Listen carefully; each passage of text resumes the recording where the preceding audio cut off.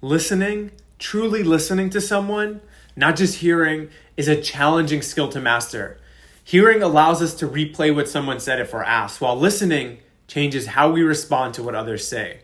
However, there's a fine and delicate line between listening and blindly following someone else's instructions. This week's question is, am I mistaking listening with compliance? Why is it so hard to do the right thing when we know and agree with what the right thing is? Is it because of a lack of awareness, a lack of commitment, neither, or both?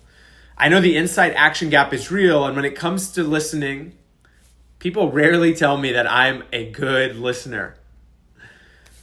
It has happened before, so I know it's in me, but more often I hear, he doesn't listen. More times than I care to admit. While I'd like to think it's because I've been in a position of authority for my entire adult career as a CEO, I know that's not the case. It was only a couple of years ago when I finally realized one of my problems.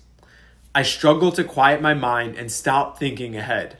Every conversation was a series of problems being solved in real time, with new inputs entering my mind. The realization came when a dear friend asked me to stop finishing his sentences. For years, I thought that was my way of helping and showing I was engaged in the conversation.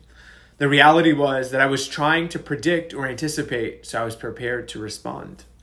Therein lay the problem. If I had a prepared response, then I was doing something else at the time the person was speaking. Research shows that we're bad at multitasking, so there was almost no chance I was fully present to what was being said. Good listeners slow the conversation down, but they accelerate the speed of understanding.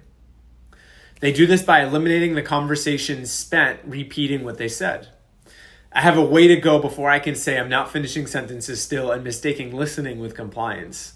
The resources this week highlighted the importance of recognizing when there's a power dynamic at play, which could equate bad listening with not doing what a subordinate wants. So, take the bad listening feedback from a subordinate with a grain of salt, but pay extra attention when it's a friend or significant other. From another resource, I recognize that instead of finishing people's sentences, I'm going to listen intently enough to use assumptive questions to enhance my conversations. I'm excited to see what this insight unlocks for you. Differentiating between listening and compliance can transform our communication styles. After all, almost half of the quality of the conversation is determined by the listener. Thank you to the nearly 4,400 members who signed up to accelerate their learning. I'm grateful to be on this journey with you all. Get after it.